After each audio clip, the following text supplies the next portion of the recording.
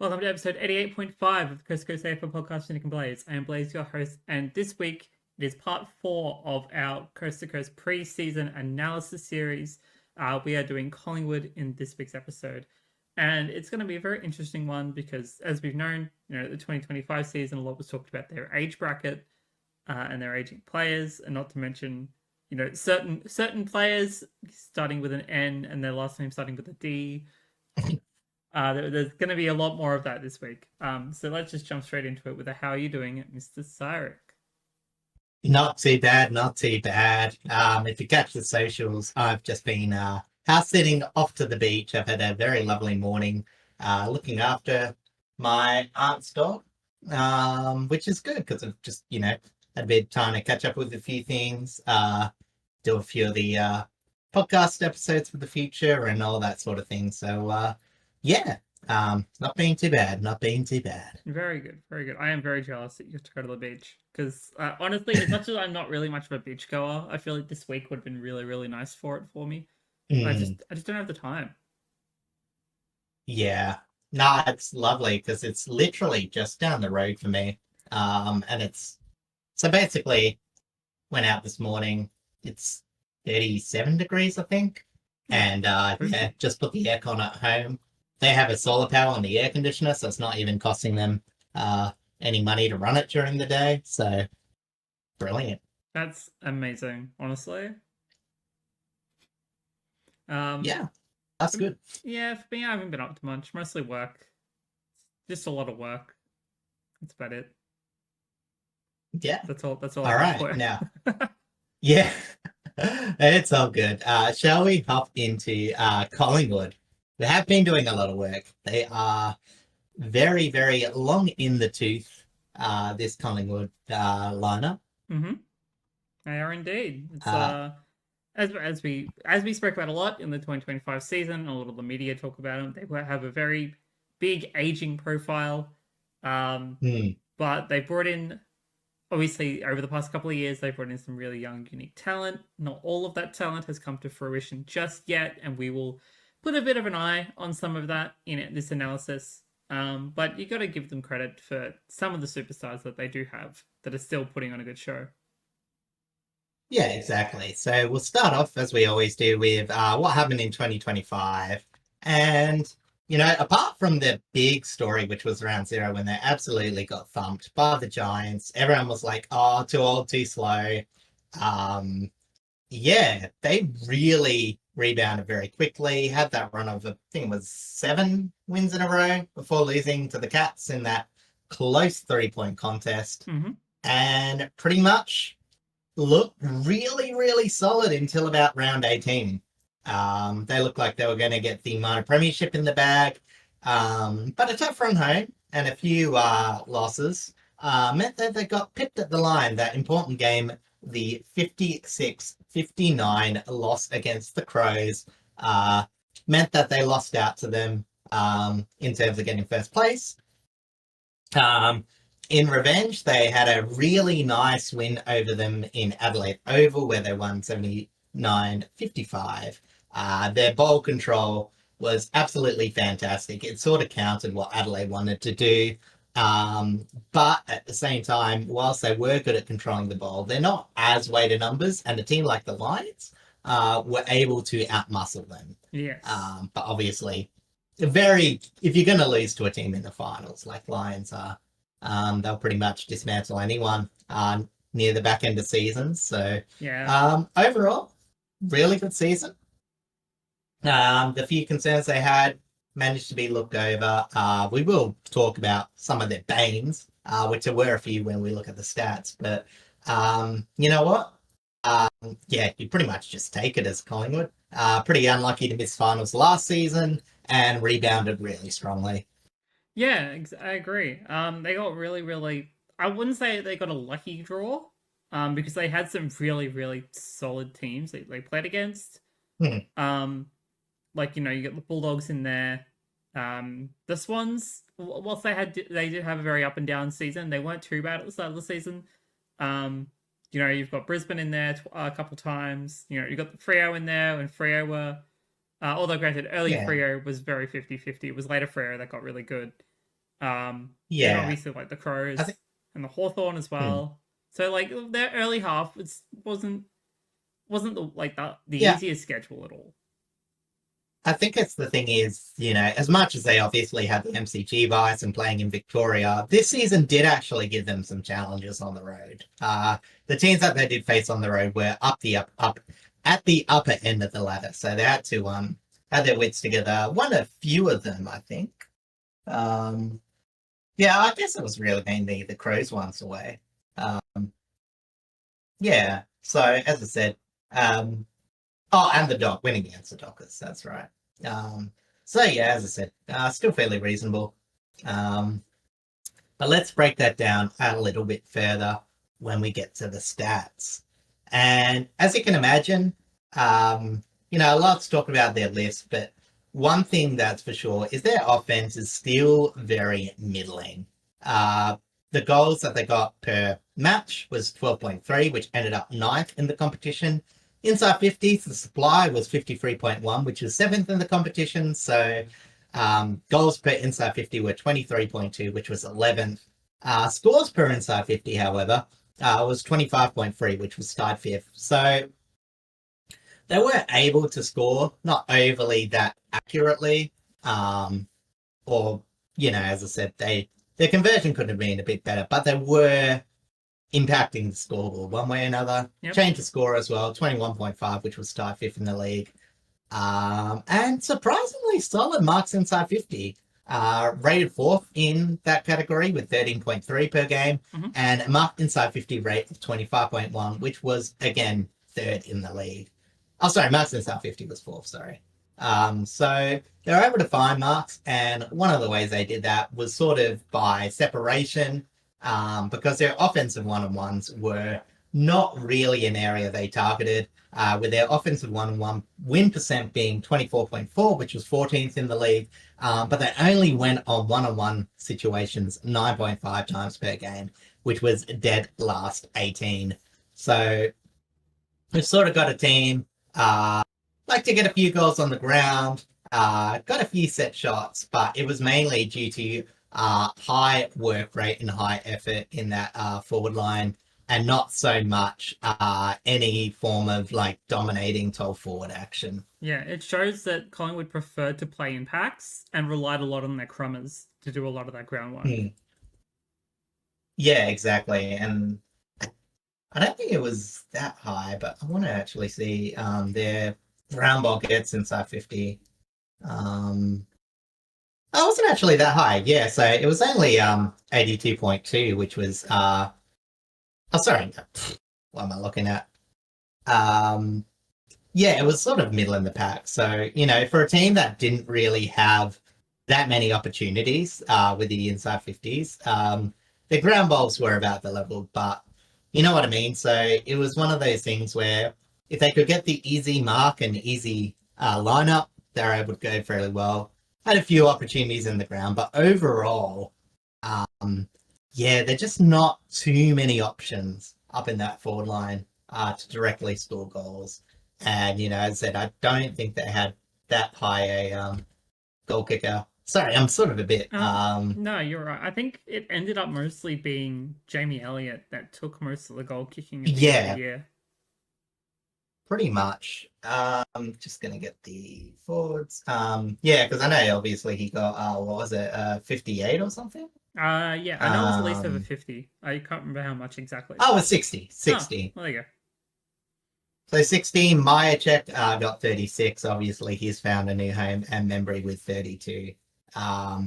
So, you know what? Actually, that's not that bad a spread. But, as I said, it sort of dips after that. So, overall, offense, not really the cornerstone of their game, but, more sort of it just got the job done enough. Yeah.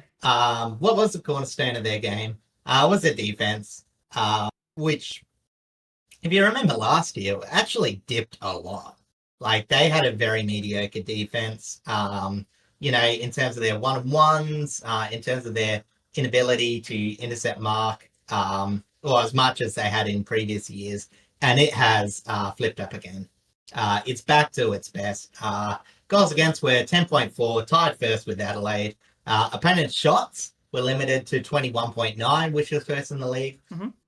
And the opponent's goals per inside 50, 21.4, which was fourth in the league.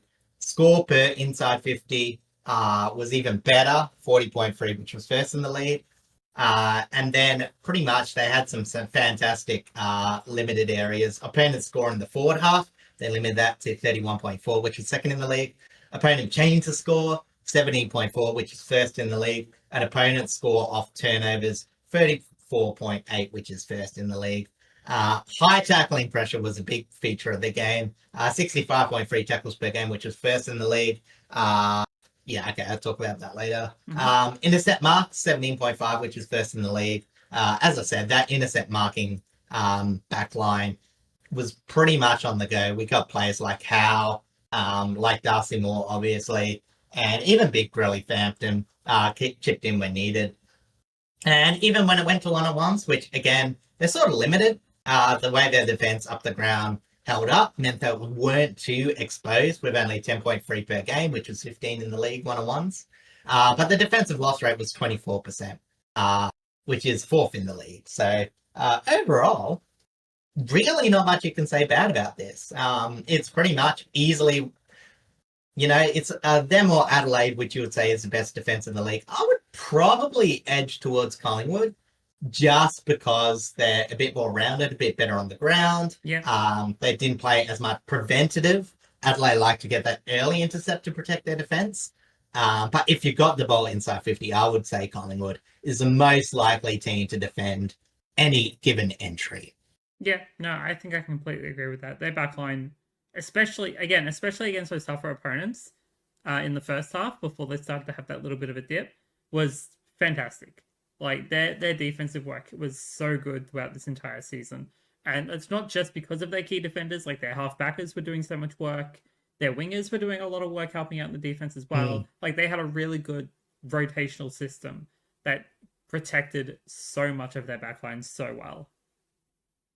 Yeah, and as I said, I think also too, it's the work of these half-backers, which we're going to talk about in a moment. But I know Dan Houston had a down year, but he's still got a fair few intercept stats, still chipped in. Isaac Quainer, I think, had a fairly fantastic year. And even Josh Dacos, I know he pushes up a lot, but is still fairly defensively accountable. Or at least in the way that Collingwood would like to play. Yeah. In terms of he, always keeps his man honest, but still is looking for those aggressive intercepts and moments to impact the game in the more attacking way. Yeah, no, that's exactly right. Now, in terms of the movement, I would say they've got a fairly good movement profile, even though there's a fair bit of red. They're not a high disposal team, 350 per game pretty much, which was 13th in the league. And their disposal differential was at a 5.8 loss, which is also 13th in the league. Not a huge clearance team. We've talked about that a lot. Not too many bulk possession getters in there. They were at a 2.2 loss in the clearance differential, which was 14th in the league. And their first possession to clearance rate was pretty abysmal at 72.3, which is 17th in the league.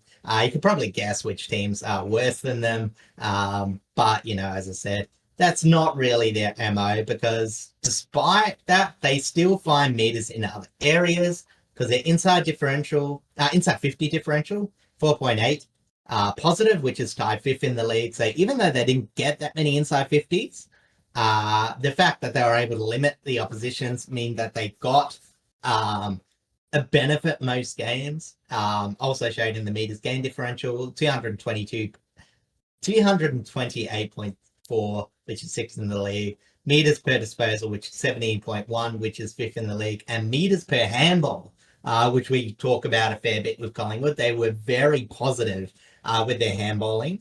They averaged 2 meters per handball, which is 2nd in the league. Obviously, the two teams to average over 2 meters. Yeah, it's pretty long when you think about it.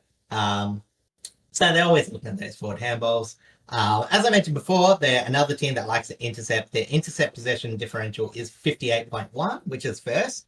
So whilst they didn't always get the most intercepts like Adelaide did, they were very good at keeping possession themselves as well. Marks on lead as well, 9.3, which is first in the league. Mark differential, though, 0.7 loss, which is 10th in the league. A team that likes to handball sort of makes sense.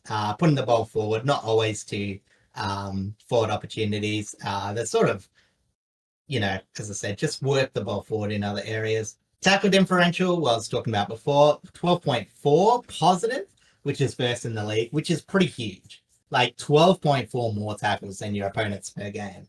Like the rest, I think this is more than double or maybe even triple the next best.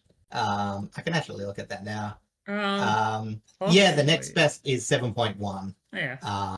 Which is GWS, which is again nearly double the next best, which is Essendon, if you'd believe it or not, at 3.8. That is crazy. So GWS are a very heavily tackling team, and Collingwood were just under double that in terms of the differential. So again, we all knew about that Collingwood pressure. That was probably the most defining bit of the game, apart from their aggressive handball chains. Mm-hmm. But obviously, they did sacrifice a bit. They weren't that great at the ground ball get differentials, 6.2, lost 16th in the league. And they actually did struggle moving the ball deep from their back line, which was a bit of a surprise to me. I know they had some good defense to forward movement, but right at the back, defensive 50 to score 8 per game, which is tied, 8% I should say, which is tied 17th in the league. Again, a tiny bit surprising. I'm not exactly sure why that would be. Again, maybe, that rebounding sort of, because they're a bit slow with ball in hand. So they normally either relied on fast burst or turnovers to get their fast movement. They relied on fast burst off turnovers, or they held the ball up. So, maybe from those deeper positions, they couldn't exactly find avenues forward. But overall, still pretty healthy, still solid in the midfield. And, a pretty well-balanced team. Again, if they'd gotten first, I would say it was maybe a few weakish statistics apart from defense. But yeah, this is still like a team with a profile. You know what I mean? Like you see what Collingwood's doing a bit from the stats, what you see. And as I said, it's just a defense first team that's very slow, very patient, and they've got the experience to execute.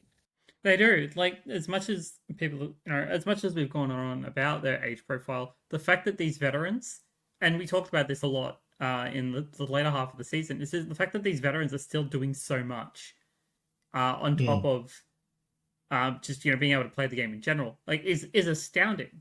And like a lot of them, whilst they're not having huge numbers, granted there were quite a few games here and there where both Teal Sidebottom and Scott Pendlebury were pushing like 30 plus disposals. Like it's the fact that they're able to still keep up with the younger Jets that they have. They're able to still have a huge impact in regards to meters gained, regards to tackling, regards to cleaner handballs, just better conversion. Like the fact they're still able to do all of these things really kind of highlights the fact that the Collingwood don't care about their actual age profile. It's all about how each player is rounded and how they all kind of work together. And in 2025, that system worked like almost second to none.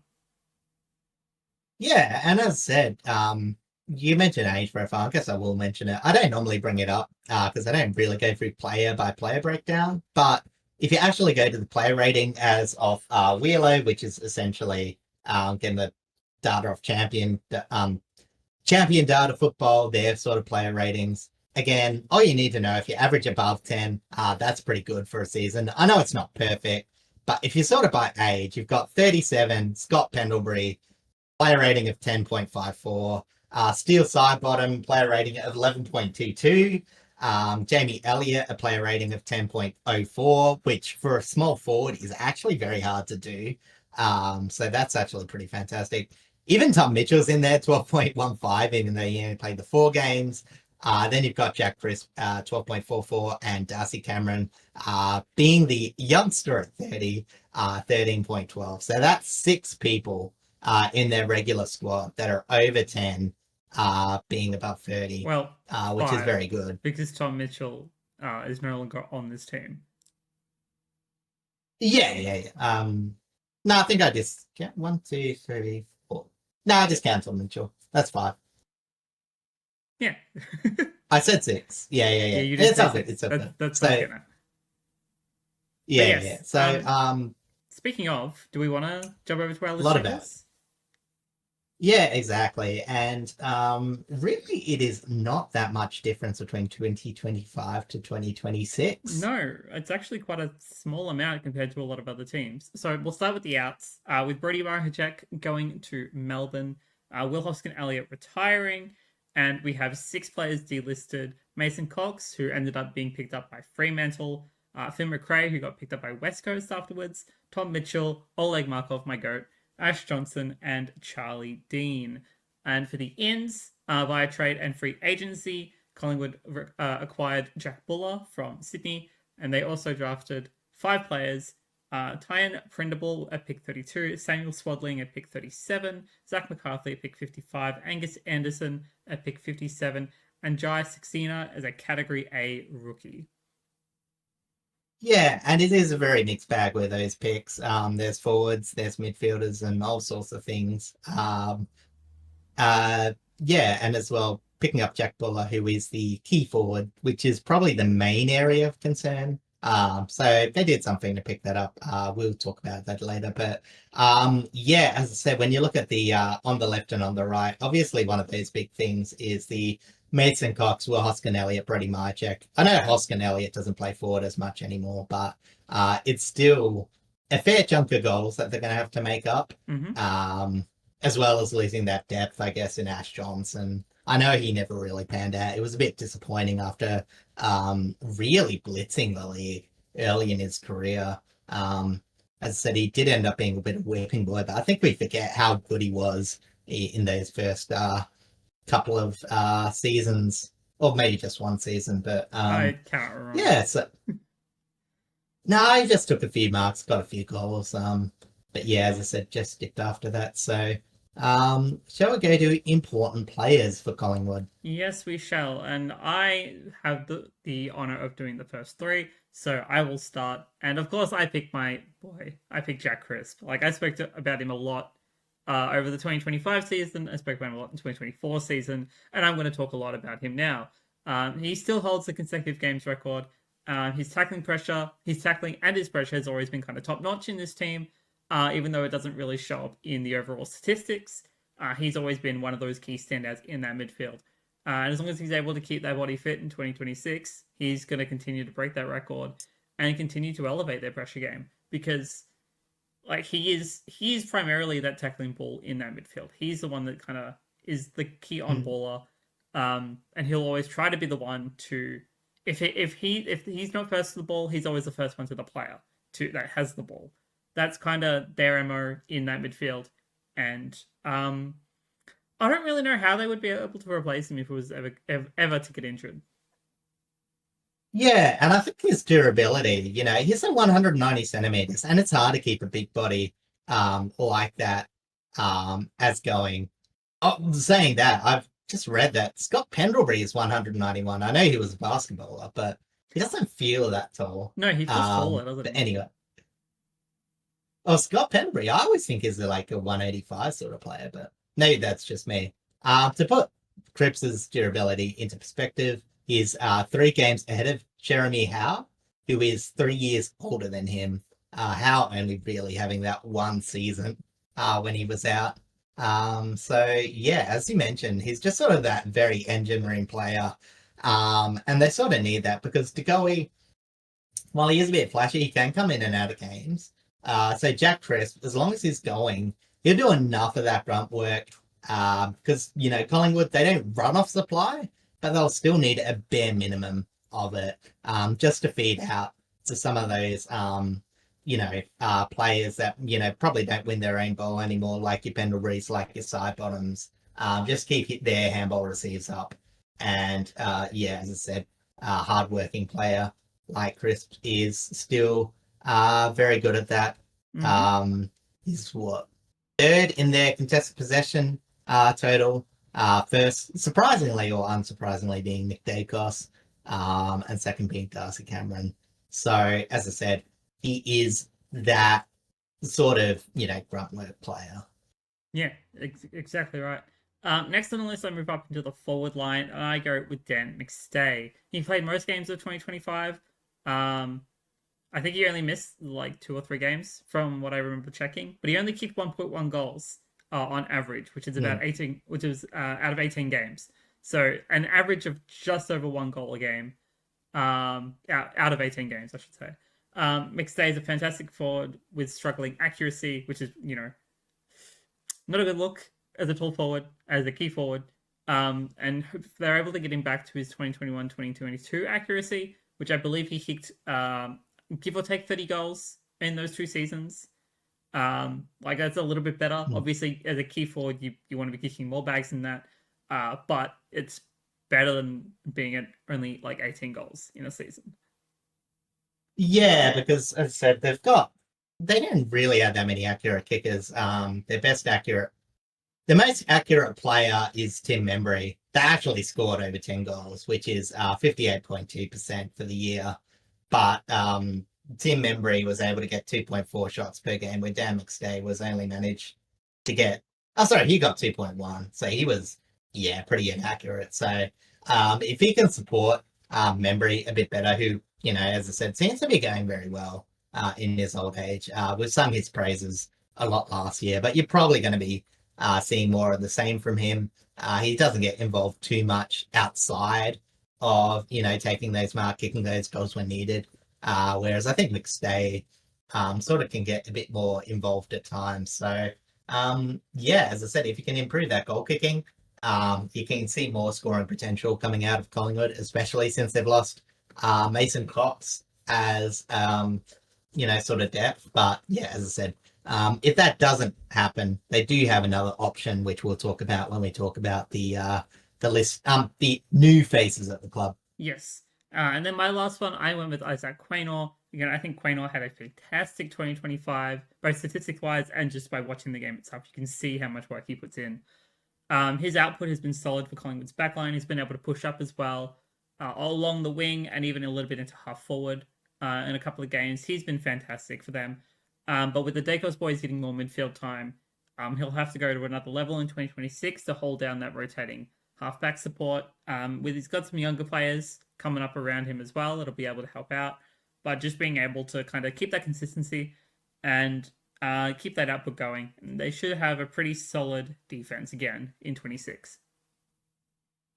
Yeah, and it's actually interesting because, as I said, because I was looking, I thought he did get up a bit more, but he hasn't really changed where he gets the ball. He's definitely more of a, more in the back half sort of player. He doesn't roam as much as he used to. Obviously, then picking up Perryman, and Dan Houston as well. They like to go up a bit more. That is true. But as I said, he's just very defensively accountable, but he still gets involved into enough, scoring chains for or a bit more than you would expect from a halfbacker. So halfbacker, halfbacker. What's he at? He's at, I think, score involvement for the back line. He's near, he gets 2.4 per game. So for a very defensive midfielder, well, actually a lot of their deeper defensive players still get a fair few score involvements. Maynard gets a bit more than him, but as I said, his defensive accountability is second to none. So, as I said, very important cog there. Yes, they're definitely one of the more important ones in that system. But it's your go with the next two. Yeah, so I've picked Edward Allen, and the ideas I went for my 2 players are going more into their younger depth that I'd like to see a bit more of. And Edward Allen was definitely a player that was very, very handy. He had a couple of standout games, a tiny bit overshadowed by Ned Long's great 2025. But, as I mentioned, you talk about Jack Chris, what would they do without him? But if he went down, he's a bit more of the bigger body that they could put into the midfield. I think they'll also just rotate him in anyway because, Jack Chris can sort of go anywhere. He was an outside midfielder at one point in time. Obviously, Collingwood need him a bit more in the inside mids, and he'll play that in 2026. But yeah, as I said, the one thing I will say about him is he probably needs to develop a bit more on the defensive side of the game. I've heard a few players say, I've heard of people say that it's a bit weak and it's been dropped a few times. So I imagine that's one of the biggest issues for him going forward. But if you look at his clearance rates and all of that sort of stuff and his raw numbers, offensively, he's pretty handy. So, as I said, just keeps that midfield rejuvenated if you bring a player like Edward Allen in. Yeah, he's probably the right kind of player that would cover Jack Crisp if anything were to happen. But yeah, it's probably the defensive side of his game that needs a little bit more work. And again, that's probably why he continues to be dropped in some of the more high pressure games. But you're right, you're not wrong in the fact that he does a lot of good work offensively. It's just becoming a two-way player more than a one-way player is kind of the development path. Yeah, exactly. And it's pretty much the size of a key, like a small key forward, I guess. 194 centimeters, you have to build up that tank. So, hopefully those defensive lapses are just as he builds up that internal tank, and he will get better as that evolves. And the final one, it's not that much of an out there pick because he's a very talked about player. Reef McInnes, key defender as he was being trained to be, but he's sort of a utility. Collingwood fans might also know him as a key forward project, but this man is injury prone. Considering all the cold stocks of Collingwood, especially their back line, but even in their forward line, I should say their back line is really just Moore and Frampton. That's it. They really don't have any field-tested depth aside from that. No, in that spot specifically, they've got not really anything. Yeah, so at least they give healthy competition. Obviously, I think Frampton's proven himself to be a fairly solid defender, but you know what I mean? He gives them competition and flexibility. Say they face up against Adelaide, they might want that 3-tall lineup instead of, forcing to play Maynard or to play a bit taller or, Howe maybe. As I said, I think McInnes, for them to keep on being one of the best defender in the league, I think he needs to be a bit more into that rotation because, as I said, really good, but we saw more dipping in 2024 and how fast that defensive stocks dropped. So I think there's an area of vulnerability there, but that's minimized if Reef McInnes can stay healthy. Yeah, absolutely. If Moore does have a bit of a drop or gets injured, or same with Billy Frampton, Reef McInnes is the next one to probably come in to cover one of them. So if they're able to keep him healthy and are able to find a bit of consistency in his form, I would assume predominantly through the VFL, they'll hopefully be able to find a good segue for him to be able to get his shot, like a proper shot at AFL level. Yeah, because obviously they've got a few that they've sort of thought about. To Giath, Chongeth's cousin, was it? Or brother? Brother. I can't remember. Yeah, with that one game last year, still looked really raw. So as I said, I'm imagining those stocks are still at least a year out. So for this year, fingers crossed for Reef McInnes, because I think this is a year where he could work into the side. Yeah, that sounds pretty good. All right, let's jump over to our new faces now, and there's only the one in Jack Buller. Yes, and as we've mentioned before, he is a key forward / ruck. I saw that in his profile. I'm not sure how good he is as that, but with Collingwood up having next to no young talent, tall talent emerging, Buller is a nice little grab. Mid-season pickup from 2023 from the West. Only managed games late last season at Sydney, where it still was okay, average 1.2 goals per game. But obviously Sydney picked up Curnow, probably puts Buller so far back that he needs a new side to prove his mettle, prove his worth. The development would be too long for Sydney for him to emerge in his side. So he goes to Collingwood, who really need him, and he gets a chance to prove himself. I think for most people, a bit unknown. some Sydney fans thought Buller might be okay. Other Sydney fans just thought he was one of the more mediocre tolls that they sort of have a fair few on their list. So, yeah, it's a bit of a wait and see, but should get good opportunity. Yeah, absolutely. Especially with, their current key forwards being on the side of the aging profile. I'm mostly being Membry, but Dan McStay is also like pushing 30 as well. So their tall forwards are very much on the aging side of things. So having Jack Buller come in, younger tall forward, has more time to develop his skills, can learn from some of the better veterans of the league, as well as having like a decent forward line underneath him that'll support him fairly well. Like with Elliott continuing to perform, like you can't go much better than that in terms of aging small forward. Yeah, exactly. And as I said, it's it's just one of those things where like even as a list profile, there's not too many tolls. The only other person above 195 that isn't Buller or McStay is Noah Howes, who we mentioned earlier on the rookie list, who is a bit of a raw project. As I said, mid-season draft pick from last year. So there's not really much hype there. So probably Collingwood's going to be looking at still playing a very ground-focused game. But unfortunately, obviously, we've heard the news that Bobby Hill has taken a bit of personal leave from the club. He took a bit last year, and we saw their offensive output drop. So they're going to still have to find some more conventional goals.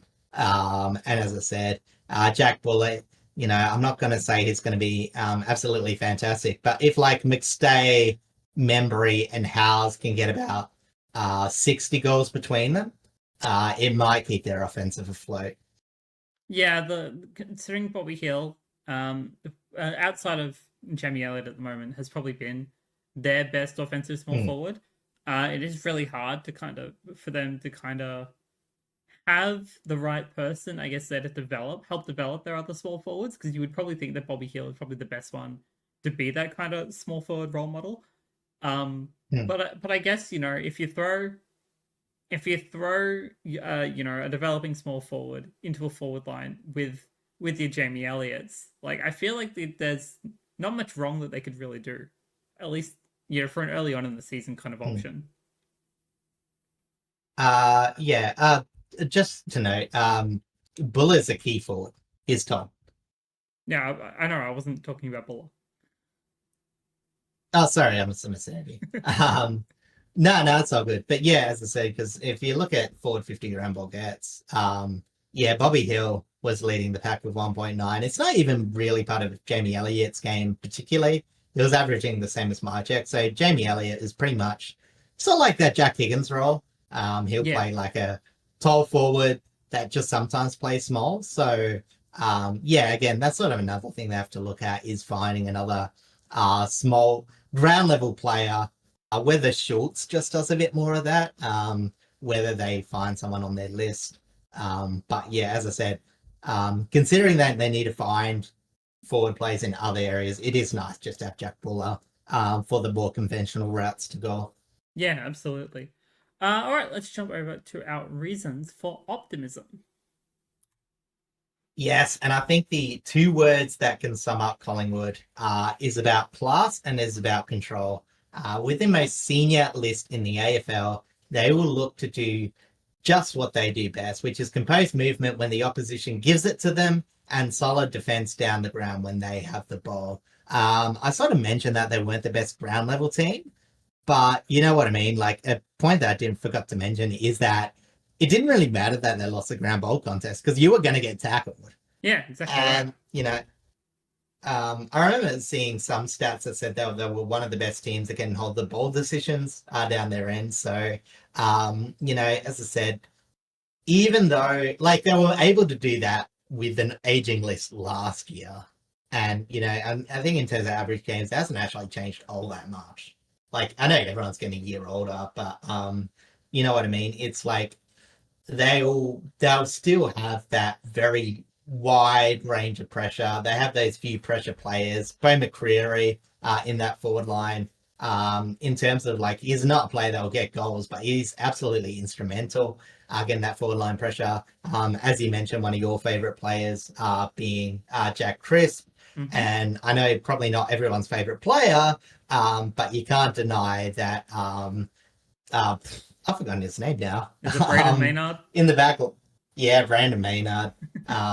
You can't deny just how much he does in terms of not only spoiling, staying accountable, but even just tackle pressure up towards the just defensive arc. So absolutely hard to move the ball against, absolutely hard to score against. Yeah, they're just a rock solid team.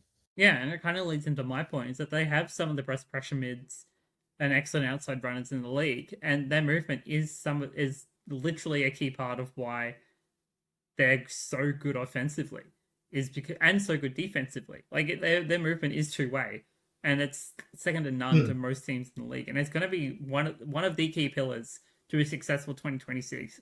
The semi downside, and I think I go into this in the pessimism, but we'll jump over to that in a second, is I guess provided that that defense holds up.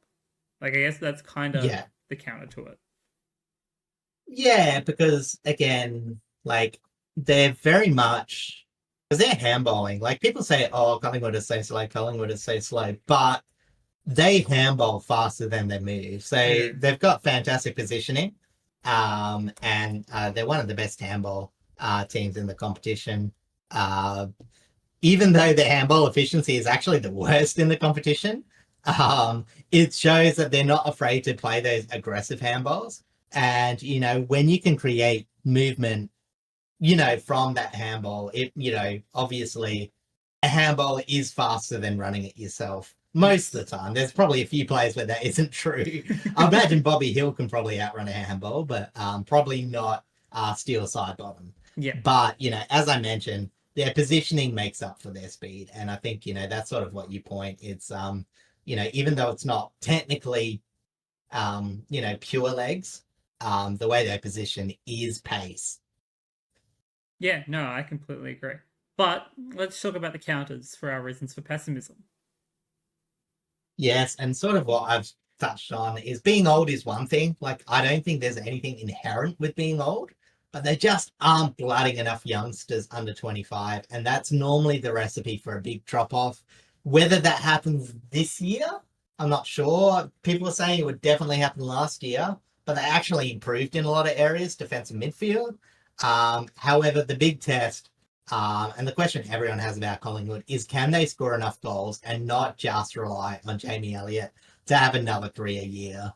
Because we love Elliott. We hope he has another fantastic year, but he's still an injury-prone player, and it's so... It can be very... You're playing with the football gods.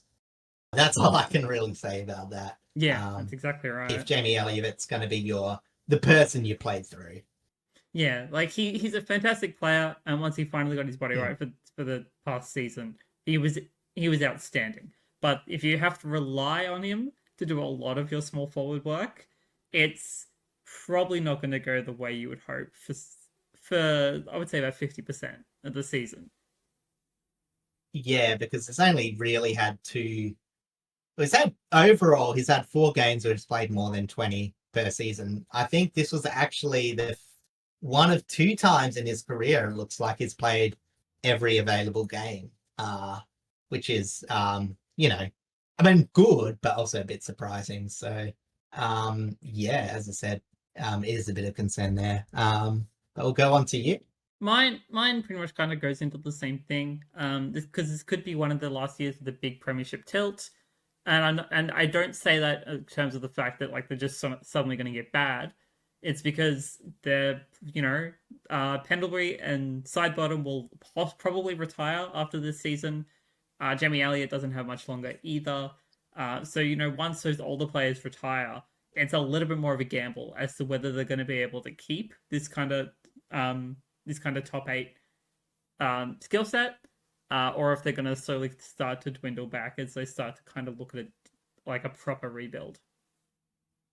Yeah, and I guess the other thing is too is like, because you know it's coming. It's like, how do they manage that? And it really seems like Collingwood's going and it's not saying they haven't played any youngsters, but they've been a bit, a bit of mixed bag. Like Lockie Sullivan, I know he's not a youngster, but played a chunk of last year, a 28-year-old mid-level recruit, and they haven't been playing youngsters below him. Even like they choose to play impact or particular role players like Ben McCreary, even though we don't think that he's going to grow into a high offensive producing player, instead of, playing some more exciting ground level winning youngsters. So, so they do have some good players like Harvey Harrison. I'll be really good to see. I think it would be really nice to see once he gets back from injury. Edward Allen and Ned Long, both fantastic midfielders coming up. But, the way they're going about it, they're going to get to a point where they just suddenly don't have it.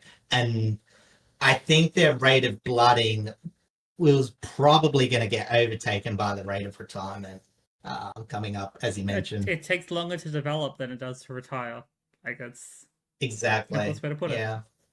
But yeah, no, it's a big question, especially for their forward line, because that's where that's primarily where the big age gap is. Because in their midfield, it's only really Pendlebury and Sidebottom, and their other midfielders that they brought up are all really, really solid. Their backline, not too bad. I think Darcy Moore is probably the oldest one in their backline at the moment. Darcy Howe, Jeremy Howe. Jeremy Howe. Technically older, Jeremy Howe. But like for other than that, like, and he's missed a chunk of games anyway, and they know how to deal with that around him. So it's mostly that forward line that is the big question mark as to what's going to happen once their older players start to retire. Yeah.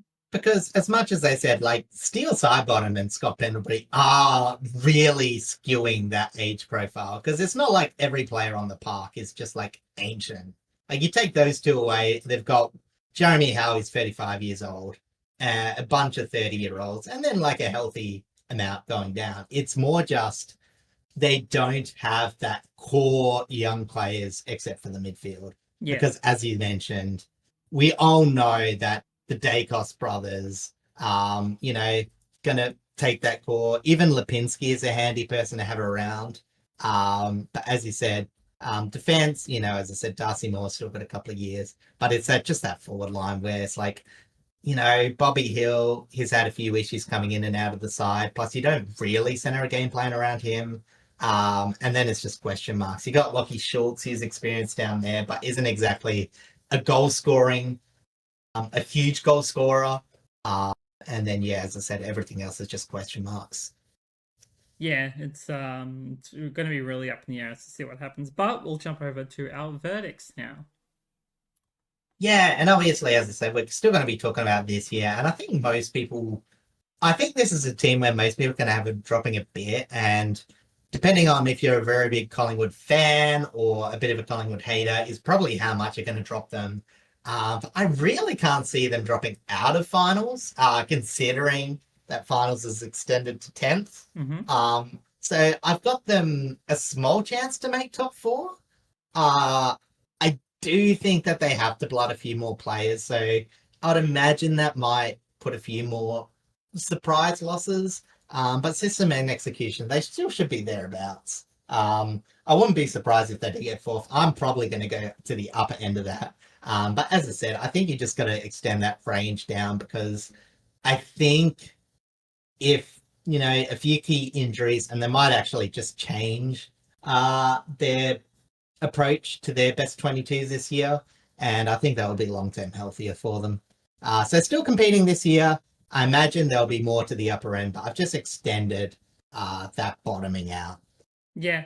No, I pretty much agree with where you're thinking. I don't see them, after the performance that they had in 2025, I don't see them dropping out of the top 8, or just dropping out of finals altogether. I definitely think they could push 4th and back into that top 4. But again, a very slim chance. I'd probably average them around 6th or 7th, I would say. I would expect a bit of a drop off like that, but I wouldn't expect the drop off to where they're like out of the 8. Yeah, as I said, I would imagine without darling the ladder, I'll probably put them in 5th or 6th position. I think they're one of the probably 5 teams that I'd have pushing top 4 that I really think are going to be in contention. There's only 2, and I think we're going to be talking about one of them soon. But obviously, Brisbane, I've got locked for top 4. I just really can't see them heading out of it. But yeah, there's 2 teams that I think are definitely, like, I would, in my Cyric range, put them in top 4. And then there's about 3 teams that I'd have around the mix. And I think Collingwood's one of those teams. Yeah, I think that makes a lot of sense. But that does bring us to our end of the Collingwood episode of the Preseason Analysis series. Thank you also so much for coming to watch, listen, liking, and subscribing, and just hanging out with us in general. Again, go check out the socials. Again, I'm not really up to much because I'm not really streaming at the moment because I just don't have the time because I'm so tired from work. It's a me issue. I'm sorry. But we are trying to do a bit more with this analysis series. Stay tuned for the next one because it will be Essendon coming up. So I hope you all enjoyed that, and we'll see you all next time. Take care.